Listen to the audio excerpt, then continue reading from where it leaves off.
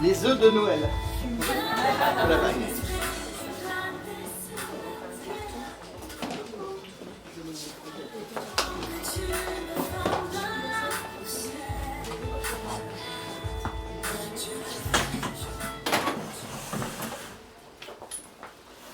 Bonjour à tous, à ceux que j'ai pas pu voir. Amy m'a demandé de partager un petit témoignage avec vous. Alors je lui ai demandé si ça devait durer 20 minutes et remplacer la prédication du pasteur. Elle m'a dit surtout pas. Vous ne voulez pas ça. Alors on va parler un petit peu d'histoire. On va parler un petit peu d'histoire, un petit peu de mon histoire. Mais du coup il va falloir remonter dans le temps.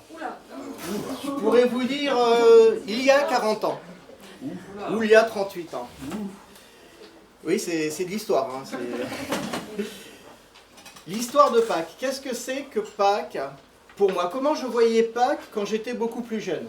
Beaucoup plus jeune. Eh bien, je suppose que c'est un petit peu le cas de certains d'entre vous. Quand je regardais Pâques, je voyais une tradition, une fête et une histoire. L'histoire d'un homme qui s'appelait Jésus, comme vous avez pu en entendre ce matin dans le sketch, dans l'histoire de Sean, qui a été condamné, qui a été mis à mort, qui a été crucifié sur une croix, et ensuite qui est ressuscité le 3e jour. Amen. C'est une histoire qui est intéressante, et qui m'a fasciné quand j'étais plus jeune, jusqu'à temps que je comprenne comment cette histoire m'a emmené de la mort à la vie.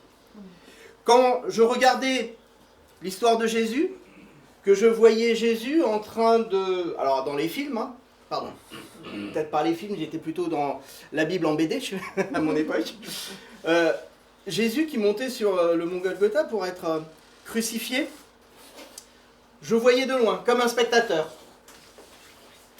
Mais maintenant, avec un peu de recul et de compréhension, je vois à quel point je suis éloigné de Dieu. Je vois à quel point j'avais besoin de Dieu. J'étais là et lui était là-bas. Et ça a été important de comprendre qu'il y a un véritable besoin de pouvoir se rapprocher de Dieu. Parce qu'il y a une réalité, une triste réalité.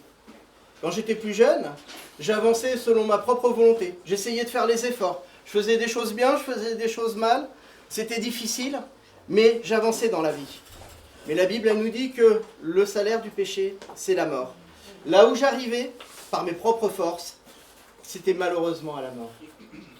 Ensuite, quand j'ai vu la crucifixion, comme on la voit, on voit une croix sur laquelle Jésus est attaché.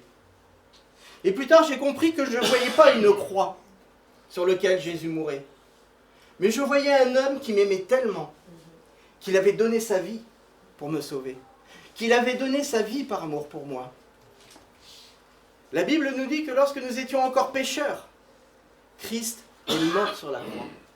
Ce n'était plus une croix que je voyais, mais c'était de l'amour. Et ensuite, quand Jésus est ressuscité, je voyais un tombeau vide. Mais maintenant, je vois une espérance. Je vois la vie éternelle. Je vois ce que Dieu nous accorde, nous donne, lorsque nous l'acceptons comme Seigneur et Sauveur. Quand j'étais plus jeune, je voyais une histoire. Maintenant, quand je regarde la Pâque, je vois un amour immense. L'amour de Dieu pour sa création. Je vois la paix que m'a donné cet amour. Je vois l'espérance d'une vie éternelle. Qu'est-ce que je sais avec la Pâque?